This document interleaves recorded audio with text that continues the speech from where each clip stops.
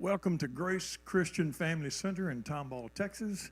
This is God in My Journey, and tonight's story is Dr. Keith Robinson. You know, when you accept an offer to speak like this, you think it's going to be pretty easy. You think it's just a chance to go through and tell a few old stories.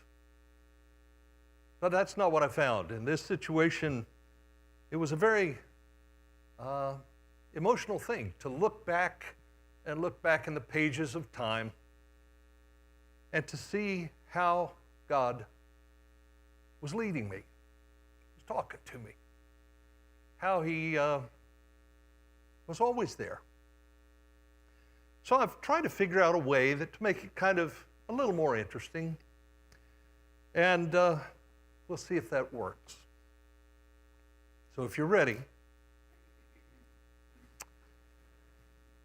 it was November 26th, 1947, when God asked me to join Him for a chat. He likes to keep things personal, you know. Well, it was a really big room with a big comfy recliner. And when I came in,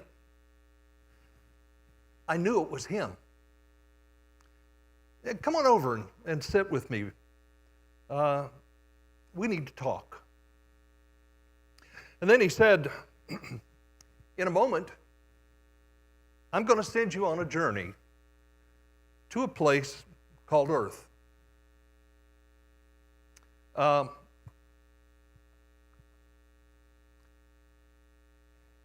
Then He said, I have lots of people there. They come in all sizes and all shapes, and some are skinny and some are fat and some are tall and some are... They're every kind possible is down there. And He said, I made them all. And every one of them is important. But there are two really wonderful people there that have wanted a baby for a very long time. Well, it's time for them to have a baby. And that's what you will become. I said, but I've never done that before. Well, these were the parents. This is Benny and Mary Lou Robinson. And I said, I've never done that before. And he said, well, you'll do fine. I know you'll do fine, but I need to visit with you about your mission. And I said, isn't it to be a baby? And he said, well, wait a minute now. Being a baby is not a mission. It's being a Christ-like human. That's a mission. So I want to go over some of the details with you, and the rest I'll tell you as you need them. In fact, I'll share pieces of your story with the people that you're going to encounter when you make it to Earth while you're human. I said, well, that sounds like a story. He said, it is. Like all wonderful stories, there's a beginning, there's a middle, and there's a transition to another story. Your story never ends. You can consider this the beginning. I said, I don't understand. You will. In the beginning, and he said, that's a favorite phrase of mine, you will collect experiences. And those experiences will help you in the middle of your story. And that's the time I need you to really focus on your mission. I said, well, what is my mission? He said, I want you to help people understand me. You see, where I am and where I'm sending you, there are so many humans, and they get mixed up about me. They forget their mission. They think it's to be a human and collect stuff. they forget the story. But, excuse me, how can I help you with their story? He said, I thought you'd never ask. I need you to make the story come alive. What? I need you to make the story come alive. Do I need to be perfect to do that? Nah. There are no perfect humans. Perfection's just too hard. But I want you to shoot for that. I want you to try. But only God's perfect. But life is going to be fun and sometimes challenging. Okay, it's going to be hard. And there will be a few bumps in the road. So that's my goal, is to have fun? Not really. It's to experience life and have others better understand me. You don't have to be perfect with those two missions. You're going to make mistakes, and that's okay. You know, I believe people learn more by making mistakes than they ever will by the things they do right. You know, sometimes the mistakes that we make bring something that's called pain. And pain is a reminder that usually we're not following the rules. The further we get away from Christ, the more unhappiness that we find. The closer we get to Him, the happier that we'll be on earth. But He said, I'm going to let you choose when you want to be closer to me or be further away. You'll do fine. I said, I'm scared. He said, see, you're learning already. But don't live your life in fear, because I have some wonderful surprises for you. Let me tell you about your parents, the ones I've chosen for you. Benny and Mary Lou Robinson. They're wonderful, and they're a perfect match for you. They've had some hard times and some wonderful times. And this is what they look like. Oh, that's not what they look like. But, so he says, stay close to them. And they'll help you through the beginning of being a human. They know me. Their mothers and fathers know me.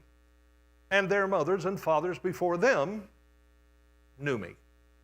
And all of those people together come in and help you become who you're supposed to be and who I want you to be.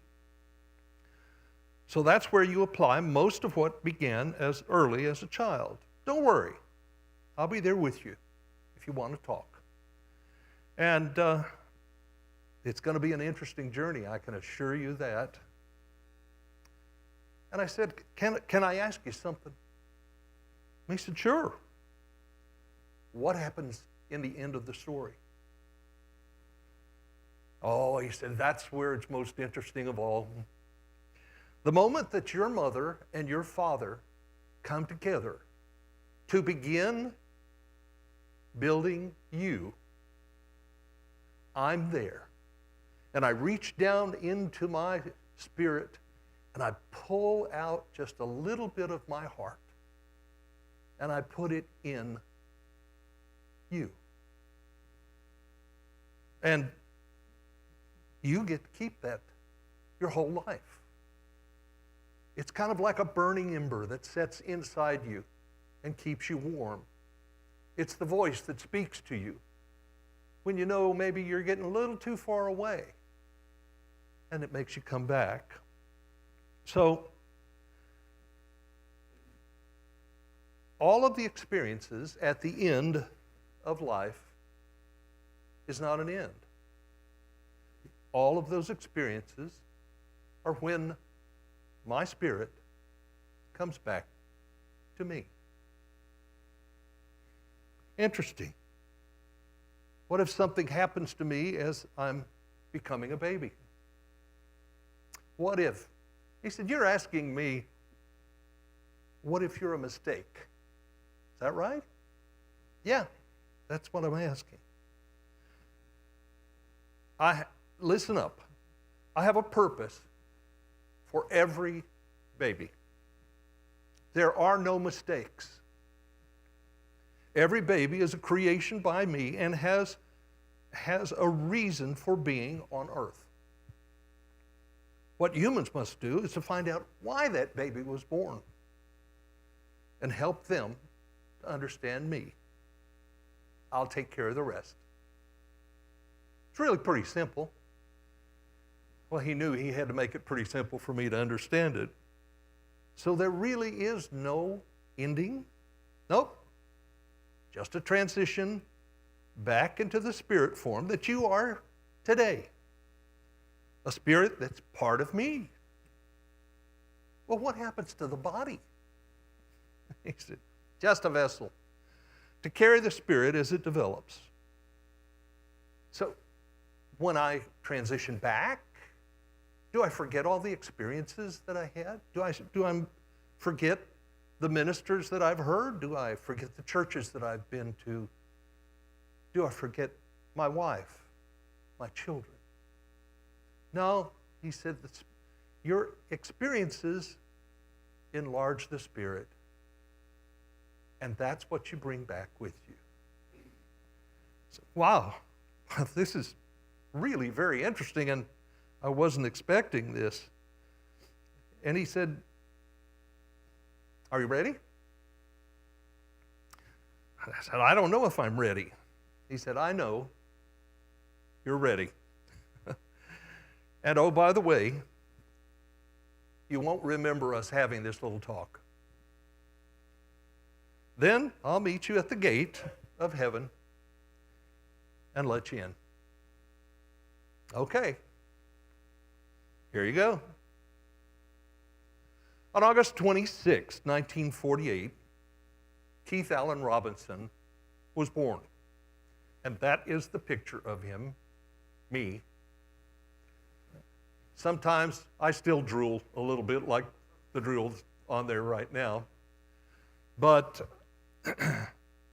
my mother said when I was born, that the doctor slapped her.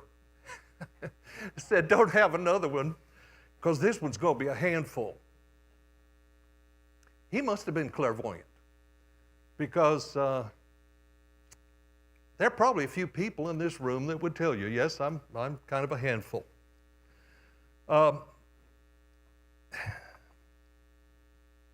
Daddy loved me so much, and he dedicated his life to helping me grow.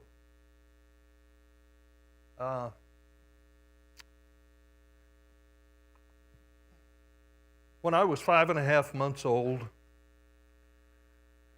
we had a little house, but it was not just a house, it was a home. It was a home where love was abounding. It was growing. I could see the way that my mother treated my father, the way that my father treated my mother, and I could see the love that they were using with me. I was blessed, so blessed. This is the little church that I grew up in, Wickline United Methodist Church in Midwest City, Oklahoma. If my parents couldn't find me, I was there. I was folding bulletins. I was straightening up the newspaper hut that we used to raise money. And the minister, he gave me a task. He said, I want you to memorize the love chapter. And so at a young age, I had to go into his office when I thought I had it memorized. And he would hold the Bible, and I would recite the love chapter until I missed a word. And he would say, got some more work to do on that one. And he sent me out the door and Said, just give me a yell when you're ready to try again. I went through the love chapter so many times that today I can't get it out of my head. Though I speak in the tongues of men and of angels and have not love, I'm a noisy gong and a clanging cymbal. I can't get it out of there. And that minister knew that's what he was doing to me. He knew he was planting a seed because life is all about love. That's what it's about, is love. I remember I took voice lessons when I was there at the church. And when I sang my first solo, they had to put me on a few of us will remember this, a Coke case. And they had to turn it over so I could see over the kneeling rail that went across the front. And I sang my first solo there. It was The Blind Plowman. And it was something that I'll never forget. I gave something to the people, and they gave it back to me. It was a wonderful experience.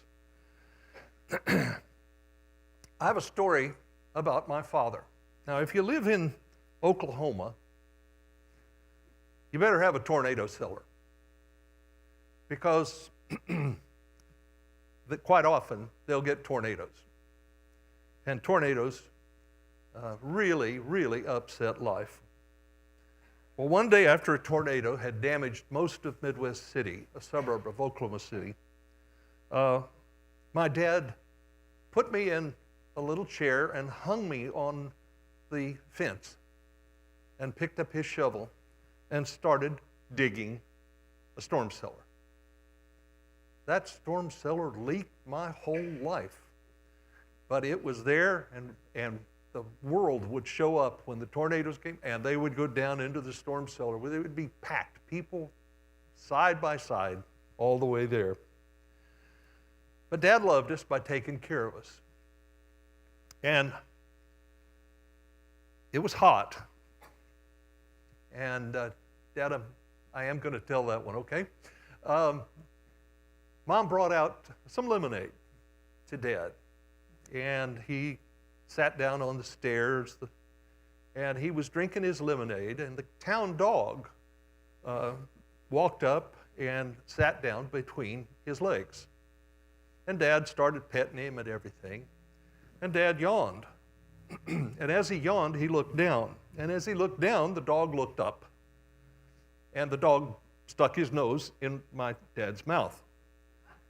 It didn't bother my dad that much, but the dog went out into the yard and got sick. I'm sorry, Dad, I did need to tell that one, though. It was something to see how Dad could attract and could deal with some of the disappointments in life. I asked my mom, I said, how did you meet Dad? And she said, well, you see, when the war came along, and I believe it was, I can't remember if it was the Korean incident or if it was World War II, but she said the men went into the service and the women came into the factories, and they made the Helldiver. This is the Helldiver factory. As you can see, there are a lot of women there and not very many men. Well, my dad was one of the ones who was brought in to teach how to wire the Helldiver. And, of course, here's a factory full of women and my dad. And the woman, mother said, her friend said, oh, man, is he handsome? Oh, my goodness. And one of the women said, hands off, he's mine. My mom said, go for it. Well, after Dad finished the class, she said, he walked through this sea of women and walked straight to my mother. And boy, am I glad he did. because that started the new love.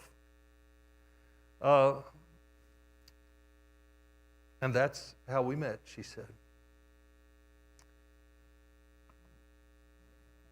I still remember the day that Mom and I had to take Dad to the train to leave to go to war. The ride in the car was quiet. Mom was sobbing.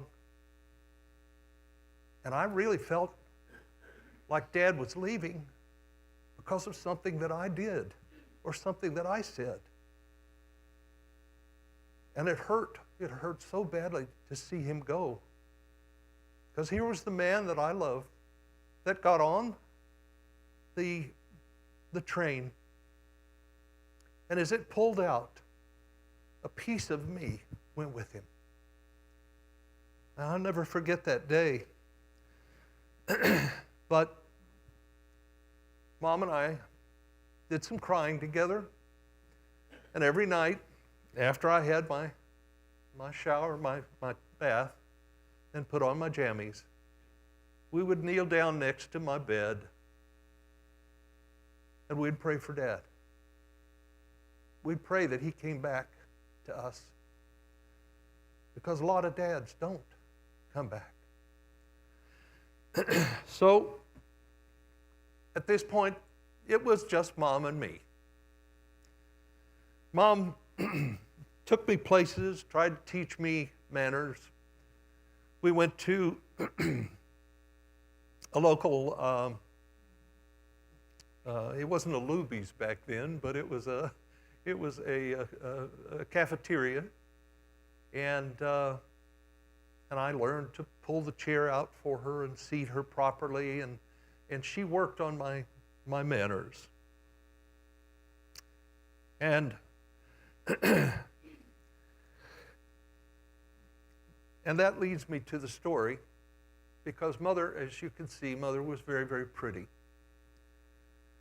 Well, we had a neighbor, and I put the tulips up to remind me of this neighbor. We had a neighbor who was a gossip. She wasn't happy unless she was spreading problems around the neighborhood. And, well, she was spreading rumors about my mother. And it got back to me.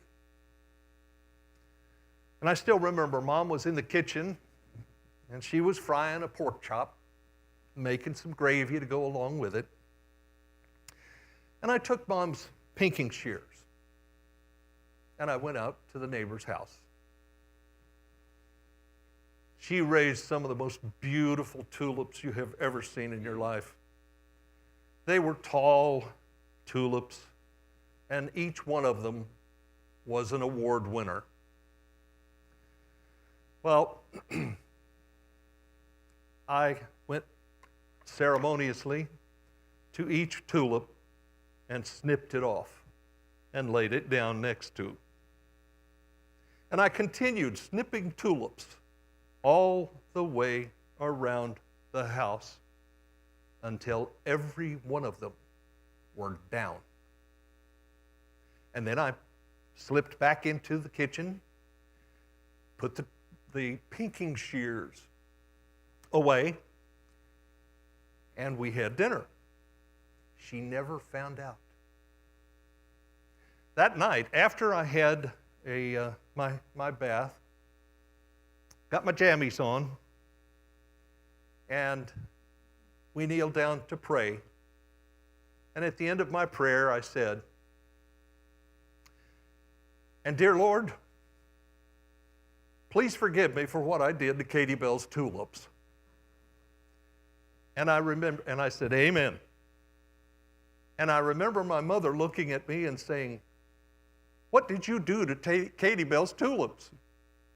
And I said, "How did you find out?" She was eavesdropping on my prayers. She said, "Well, you do know that tomorrow morning you're going to have to go over and you're going to have to tell her that you did this. Let me tell you, I would have rather gargled razor blades than face this woman that was so proud of these award-winning tulips that I had destroyed. But with my mother's hand on my shoulder, she walked me to Katie Bell's door. And I knocked on the door. And I'm already knowing that she is going to reach out and rip my head off as a result of that. And she said, "What's the matter?" And I said, "I'm so sorry for what I did to your tulips." And she said, "What did you do to my tulips?" And she opened the door and she looked, and there's all of the tulips laying in a nice straight row that way and in straight row this way. And she made the mistake. She should never, ever have said, "Why did you do that?" My mother's hand is still on my shoulder. I can't lie. Because you were spreading rumors about my mother, and it got back to me, and I didn't like that. Well, I'm here to tell you, the blood drained out of this woman's head so quickly, she turned as white as a ghost, and she said, "It's okay," and she shut the door. And Mother turned to me and she said, "That's why you did that?" I said, "I don't want anybody talking bad about you." Well, Katie Bell may have gotten over it someday, but it took quite a while, I'm sure. Well, Daddy did come home from the war, and when he showed up, my heart was complete. My daddy was home. We were a family again. Well, one day, I was still a very little boy. I loved to use crayons. And he took me with him to his job site, which was at Western Electric. He was a supervisor, and they always sent him into places where communication had broken down, and he could really work with people.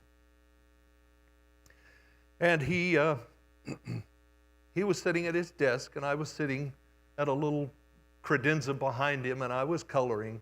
And then all of a sudden, the door to his office slammed open, and in walked the shop steward. And he was fuming. He was screaming, he was yelling, he was calling my dad all kinds of names.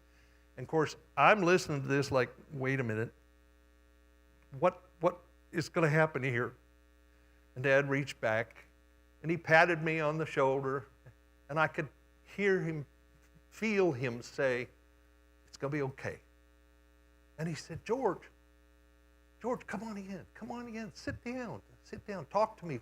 What's up?" Well, George's voice was way, way, way up here, and he was screaming and yelling. He said, and Dad said, "Wait a minute, do you mind if I make some notes?" No. So he pulls out a tablet and sets it up there, and he says, "Okay, go ahead, tell me." And every time he would say something, Dad would write it down. And he'd say, "This is really good information. I'm so glad you're giving this to me." And he said, "What next?" And he would write down. He had 2 pages of notes. And finally, the man is speaking back down here. And he said, "George, I really appreciate you giving me all of this. Is there anything else?" And George said, "No, I think we've covered everything." And Dad said, "Well, let's get back to work." And the guy got up and he walked out. But Dad had shown him respect by making notes. he had listened to him. He had let him vent and pour out all of the anger. And that was a lesson that Dad was teaching me that I've remembered since that day.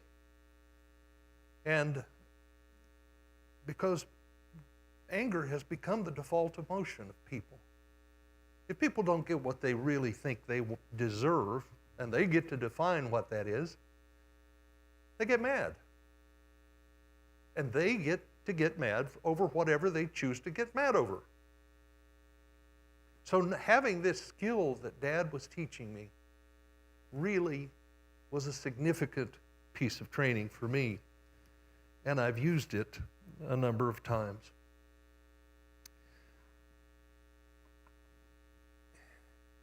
Let's see. This is my buddy, Tom White.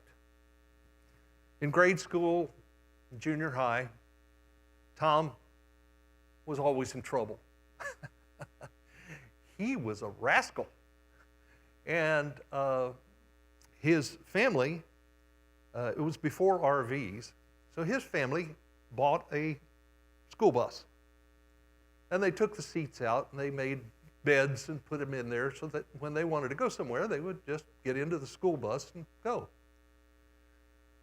Well, Tom decided that when his parents had gone to work, that he would take the school bus and pick up all the kids that were waiting to go to school. And they had a party. They would go out and spend the day, and then he got them back into the bus, dropped them at the bus stop, and nobody ever knew. Except when he was backing that school bus into the same ruts that the tires had made, he said, "I got away with it." And then he looked up, and there was the neighbor from across the street who was watching. He didn't get away with it.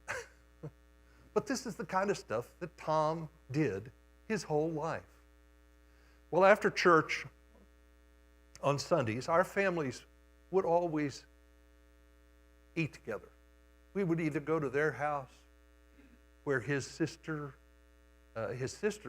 and he were there, and his mother was a fantastic cook. Oh my goodness, she was a good cook.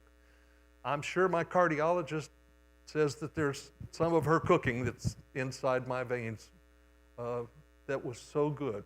We didn't know, eating all that fat stuff was bad for us. But we would go there, or they would come to our house, but every Sunday we were with them. They were people of God. And with my parents, I felt they were people of God too. And we formed a never-ending friendship. Well, in the middle of my junior year of high school, my father was transferred. He was transferred to Webster Groves, Missouri, a new job site that needed his help. And I had to leave school in the middle of my junior year of high school and move to this town. Well, when I went into the school system there, I found out that the education I had been getting in Oklahoma was not what it was supposed to be. And I about died. The classes were so hard for me. And so I had to adjust. Well, while I was in that area, we met a lady who was manager for the SkyTrain Theater in Midwest City. And her name was Ethel Coxey. She was a woman of God, but she was tough. She was a Baptist, Bible-thumping Baptist, and she was straight as an arrow. And She was a general in the Women's Marine Corps. So she was tough. But with me, she was my example of the Bible in action and how she applied it in the theater. We would have long talks about different Bible verses. And she really deepened my interest in the Bible and the things that God has put in the Bible that we should really know more about. Well, over a number of years, she began to trust me. And I remember as a little boy, she said, I need you to take the money from last night's movies. I need you to take it up to the bank and give it to the banker. And I thought, my heart started beating fast, and I said, oh my goodness, I'm just a little boy. And she said, you can do this. And so she walked out in front of the SkyTrain Theater, there it is, and she handed me the bag with the money in it. And she had looked up the street, just a few blocks, less than a block away, probably 100 feet away, and the banker walked out on the corner. So it was my job to carry the money from here to him and hand it to him, and then I would get a hug. And I felt so proud that she put trust in me. Well, she was my example, along with my parents, as to Christ being in people's lives. And then something happened one Friday night. A fight broke out at the theater. And these, back there, the term was these hoodlums. We don't hear that word very much, do we, anymore? These guys decided they would fight, and of course, Ms. Coxey waded into the center of them, and bodies are flying in all directions, and she's just doing real well in breaking this thing up, until one of the boys pulled out a knife. And he came in behind her, and I saw him stab her here. And it felt like he was stabbing me. And I saw the blood starting to come out. And she fell to the ground. And the ambulance came and picked her up. And I thought, this woman that trusted me so much is going to die. Well, I told you she was pretty tough. And after a couple of months in the hospital, she got out of the hospital.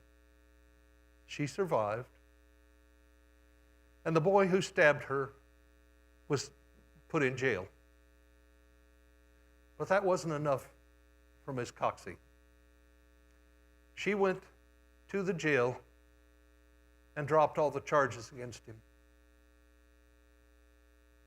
And then she did some background search on him, and he didn't have parents. He had no input about what life was about. And she adopted him. She gave him a home. She put him through college. And then she put him through medical school. It's my understanding today he is a surgeon in Oklahoma City. And every time he picks up a knife, he remembers how his life could have been so much different. Well,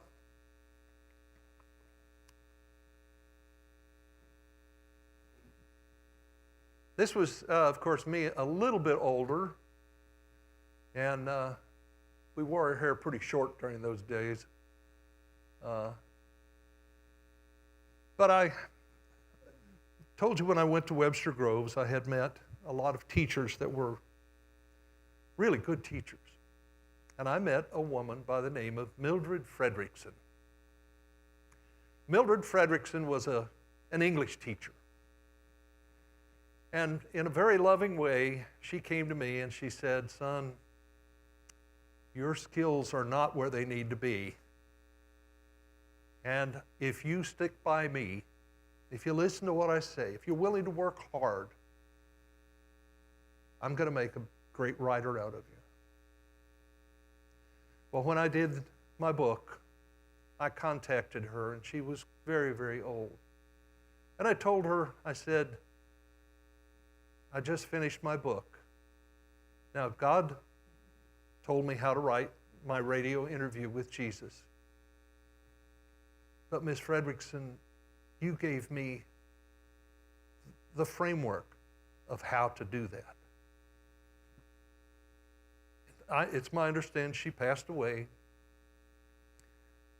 But before she died, she knew that I really, really appreciated the time and love that she put into me to do that. She was remarkable. When we were in Webster Groves, I continued my voice lessons, still sang a lot. Had a chance to go into professional singing, and my dad had a long talk, and he said, "Son, there's a lot of really good singers can't feed their families." So he said, "You might ought to think about sticking to your idea of becoming a doctor." I said, "But I'd like to think about that." Well, I got voice lessons from Webster College, Webster University, and they assigned me to a nun. She's a little short, fat Italian nun, about that tall, and she wore a habit that was so tight that it would hold her face in, but she was a bundle of love. She would have me come in the studio for my lesson and lay on the floor, and she would stand on my abdomen, and I had to do push-ups against her weight. But she was very prim, very proper. And so one day I said, "Sister Paula, would you like to come have dinner at my house?" And she said, "Oh, will your parents be there?" She said, "We don't want any appearance of impropriety." And I said, "Yes, my parents will be there." She said, "Fine, I come and have a dinner at your house." And so she showed up. Well, we had a little wild kitten. And this kitten was just going up the walls, and he was going nuts. And we sat down to dinner. And this kitten decided to run up under the habit of Sister Paula. And she ran up under there and then sunk her claws into the corset. And as I looked at Sister Paula, tears coming down her face is, you could tell she's hurting. And I looked at my dad. I said, what do you do? You know, he said, "I don't know what to do." So I went under the habit, and I got the cat's claws and pulled it out. And then when I came out from under her habit, her face was as red as an apple. And I thought, oh my goodness, this prim and proper nun. And she said, "My son, today you have been in the places that no other man has ever been." And she turned that embarrassing moment into a moment that I'll never forget. That she took a bad situation and she turned it, she made it okay. Even though she was a little embarrassed, but she stayed with me, and I decided to try out for the St. Louis Municipal Opera. And my dad said, "I wouldn't do this." I said, "Why?" He said, "Because you're going to get it." And I said, "Well, We'll come to that problem if that happens. Well,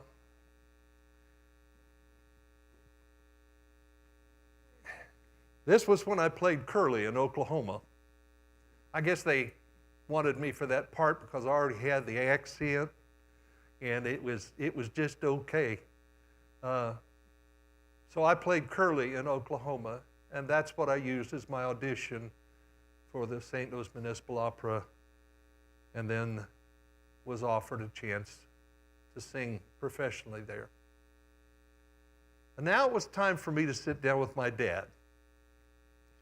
And Dad, I said, here's the letter that they're giving me a contract. And he said, so what are you going to do? And I said, well, they expect me to quit high school and go and be a musician. I said, Dad, I can't do that. We've been on the track to be a doctor for a long time.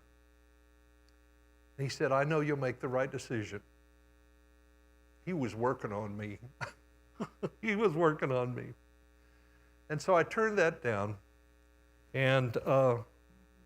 but I kept music in my life the rest of my life. Later on in life, I had a chance to go and lecture at medical centers across South America. And I told them, I'll speak anywhere you want me to as long as I get to sing in a cathedral in that city. And so, wow, I got to do the Ave Maria in some of the biggest, oldest cathedrals across South America. It was a memorable event in my life.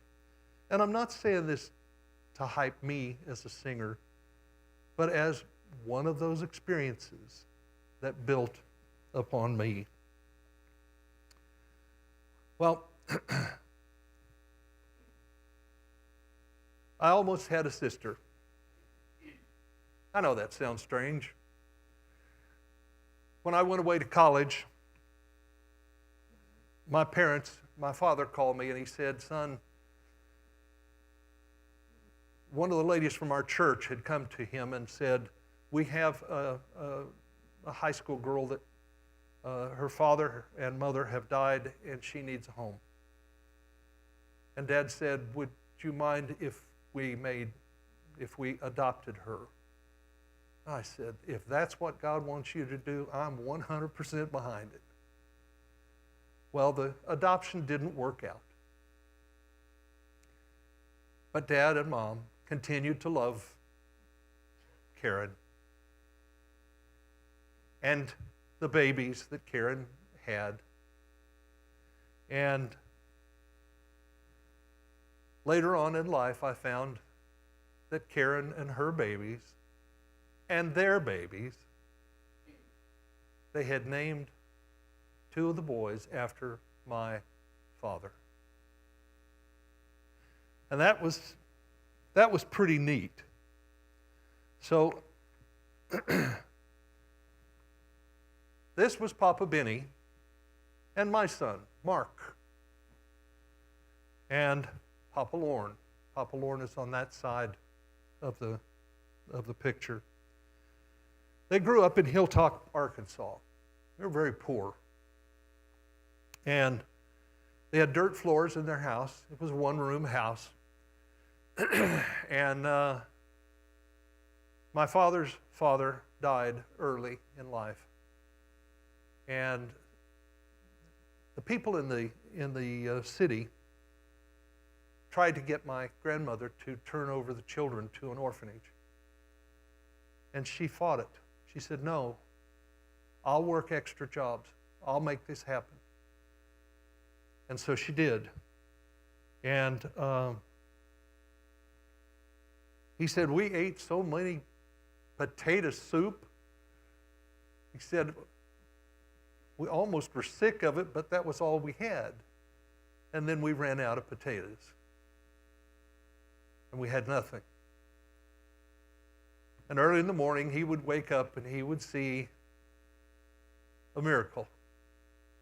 Somebody had brought a bushel basket of potatoes and left them on the doorstep. And that allowed them to eat and go on. Tragic experiences. They lost 2 children to illness within a month apart. And so it was tough. Life was tough. We thought it was tough now. It was tough back then. Well, when I went into practice with a born-again Christian. I wanted to be with a Christian. And within a couple of years, I'd lost everything. Lost my house, lost the money, couldn't practice in the city because of restrictive covenant. And so I sat down, and though it was painful, I learned a lesson that I would never have learned if I hadn't gone through that. And so I said to God, okay, so what are we doing now? And he opened a door. And the door was at my residency out in Los Angeles. And so I went out, and there was just enough stipend to feed the family, keep us in an apartment while we went through our 2 years of residency. And then I had another talk with God, and he opened another door back in Houston at MD Anderson. And so I became a specialist that made facial parts for people, noses, ears, and eyes. And so we got patients who had major deformities to their face. And by the time they got to me, they didn't have very much money. But they were carrying an emptiness in their heart from what had been happening to them. And so I spent a lot of time sharing what I'm sharing with you tonight with them. And so even though I was making faces for God, we were working on the pain that was inside them. It was truly a chance to live what God had put in me. Well, on one Sunday, very long time ago, I was teaching a Sunday school class, and I sang a song at the end of the class. And in the class was a singing partner that I didn't know I was going to have. She and her husband were out there, and her husband said to me, she was like a dog on point.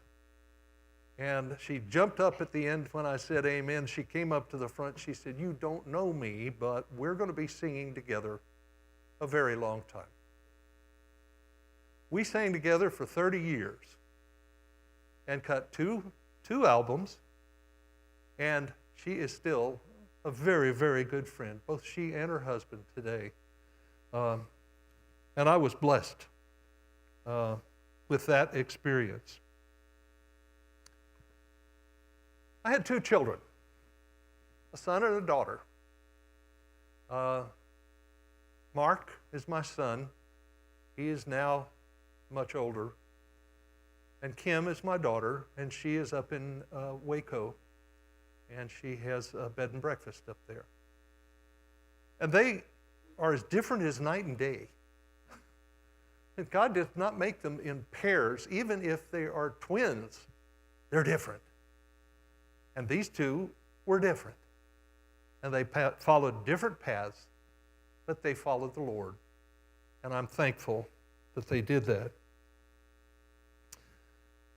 Periodically, my dad would pick up the phone and he would call me. And he would say, "I just needed to hear your voice." And I'm starting to use that phrase with my daughter and my son, because that connection is so very important. Let me go back to Tom. Remember Tom? Tom White, the guy that was always in trouble? Well, it was sort of a miracle, but my buddy, the scrawny little guy who was always in trouble, last year found me, and I thought he was dead. He went to Vietnam, and I thought he was dead.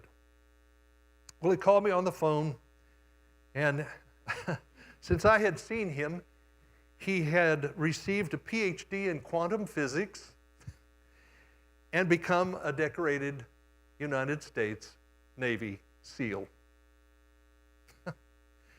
He told me the story of when he was in Kenya. Because he carried, and if you see, let me see if it's the next slide. No, it's not. He carried a Bible that his grandfather had in World War I in 1916. And just before he left for Vietnam, his grandmother gave him that Bible. And he tucked it away in his shirt and carried it throughout his time in Vietnam. And I thought, that's pretty remarkable. Well, Tom was invited to go to Kenya. He went to Kenya and he visited an orphanage. And while in the orphanage, the director of the orphanage said, get your binoculars and come with me. And the staff from the orphanage went out to this garbage dump.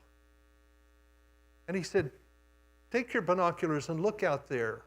And he scanned the area and he said, what am I looking for? And the director said, movement. So he looked and he saw an area of garbage that was moving. And the people from the orphanage ran out into this garbage dump that was like 3 football fields long and 2 wide. It was a massive field. And there was a baby. And this garbage dump was where the people would bring their babies and throw them away. And so he helped in the development and the funding of the abandoned baby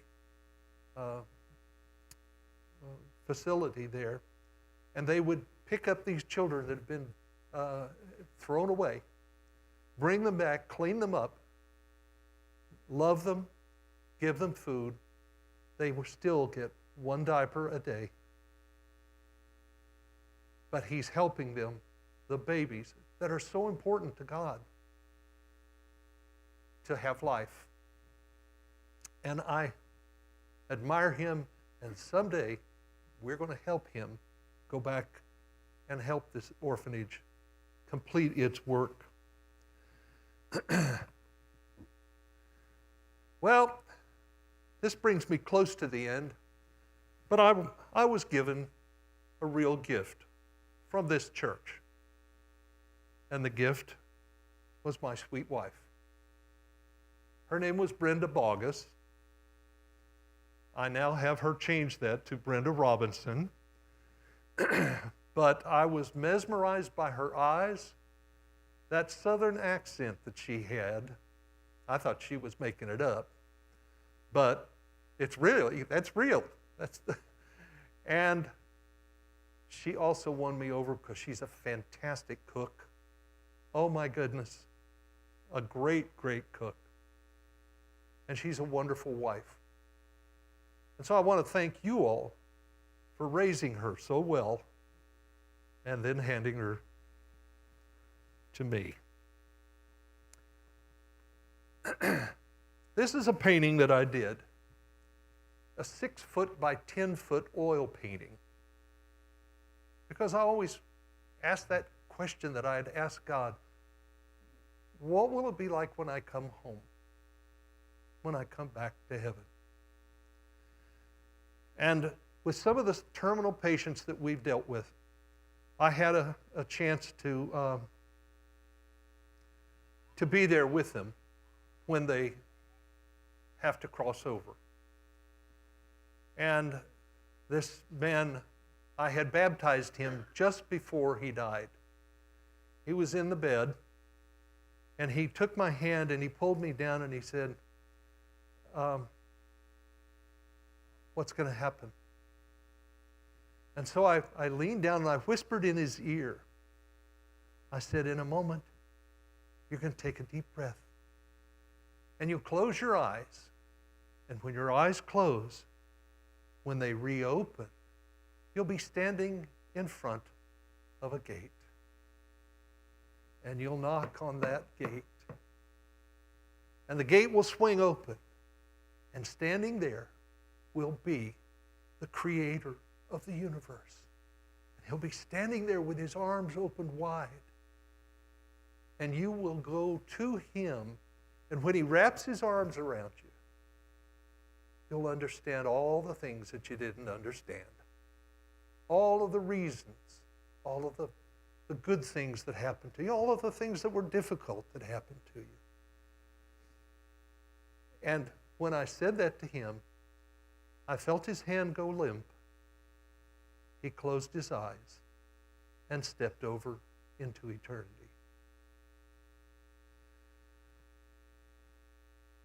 Well, I want to give you a story, a poem, that I've used as I've spoken across the world.